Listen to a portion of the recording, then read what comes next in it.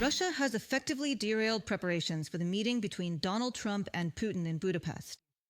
The US president stated that he doesn't want to waste his time and that the summit is postponed indefinitely. Why is Moscow once again testing the patience of the White House chief? What is the Russian dictator really after? And how might events unfold from here? Let's figure it out. It was expected that first, in the Hungarian capital, U.S. Secretary of State Marco Rubio and Russian Foreign Minister Lavrov would meet. And then, once all the protocol details were agreed upon, Trump and Putin would fly to Budapest.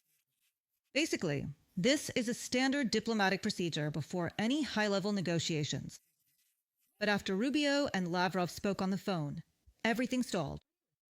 Several reputable publications, citing their sources in the White House, wrote that during this conversation, the Russian minister repeated his old mantra about supposedly addressing the root causes of the conflict and essentially refused an immediate ceasefire in Ukraine.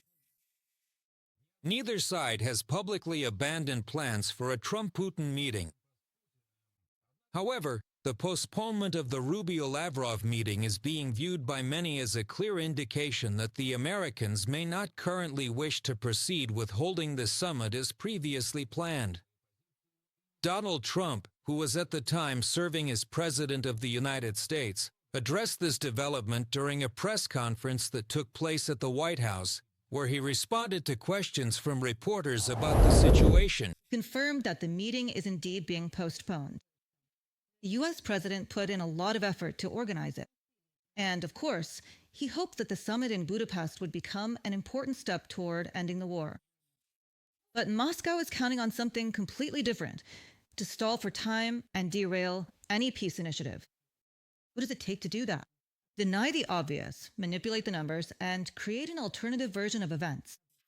The Kremlin is very good at this, but the world has already learned this tactic all too well. That's why the White House stated they are ready for dialogue if Russia demonstrates a genuine commitment to peace. No, I don't want to have a meeting for nothing. I don't want to waste my time. So I'll wait and see what happens next. This time I said, go out to the front lines and then come back home. Everyone needs to take a pause.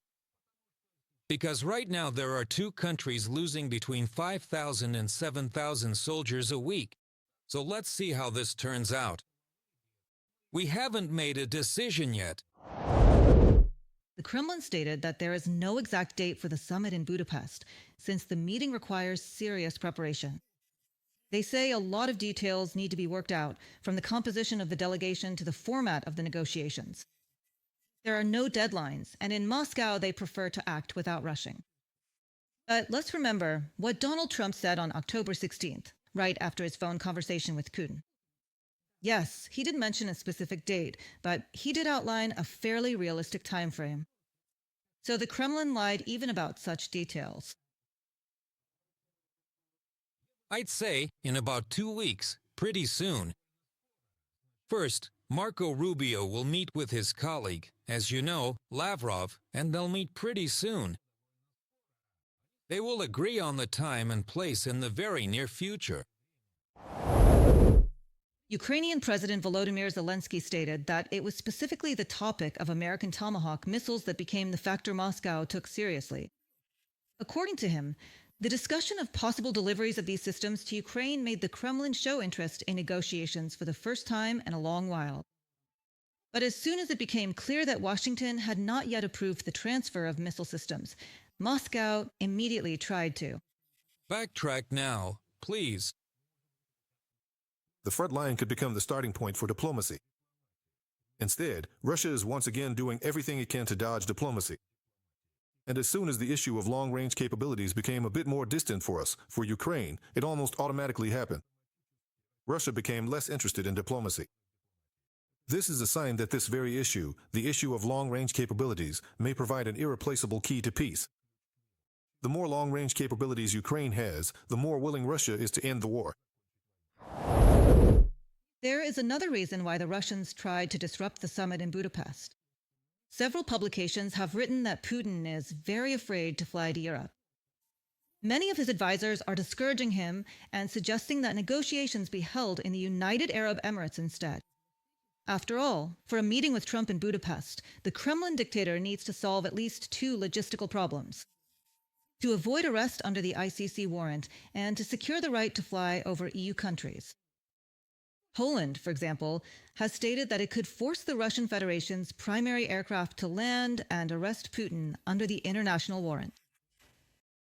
I cannot guarantee that an independent Polish court would not order the government to escort such a plane in order to hand the suspect over to the court in The Hague.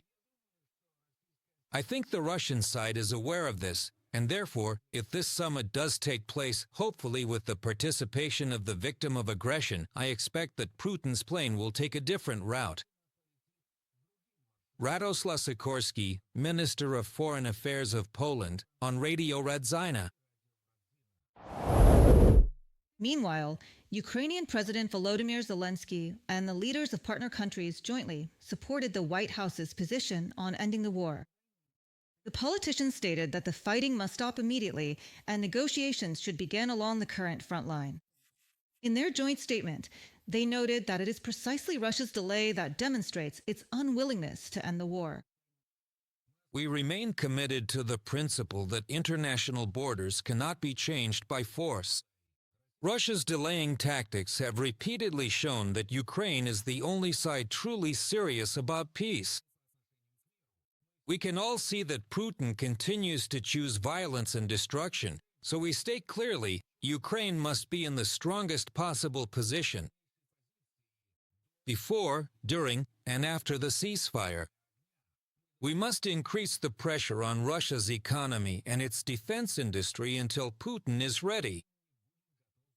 To make peace, from the joint statement of EU leaders and the President of Ukraine. It seems that Washington has also decided to take action. The U.S. Senate is preparing to consider 3 bills aimed at increasing pressure on the aggressor country. This was reported by the news agency Axios. If the documents are adopted, senators believe this will deal a significant blow to Putin's war machine. And it will force the Kremlin to negotiate a real peace, instead of talking about its appetite for other people's territories. It is expected that the committee will consider bills, one of which designates Russia as a state sponsor of terrorism because of the abduction of Ukrainian children. The second provides for the introduction of economic sanctions against China for supporting Russia's military efforts. The third concerns the repurposing of frozen Russian assets held in the U.S. and their transfer to Ukraine. From a publication by Axios. Another massive shelling of Ukraine, the killing of civilians, strikes on a kindergarten and residential buildings. Once again showed how Putin negotiates. Any chance for peace. The Kremlin seeks to destroy with ballistic missiles and drones. As the president of Ukraine emphasized, Russian talk of diplomacy means nothing as long as the Kremlin leadership does not face critical problems. And this can only be achieved in 2 ways: through sanctions against the aggressor and comprehensive support for Ukraine. Subscribe to The Gaze and stay updated on the most important events, top news from Ukraine and all over the world, in-depth analysis, exclusive reports and interviews, all on hand in our channel. Join our community of viewers and stay tuned.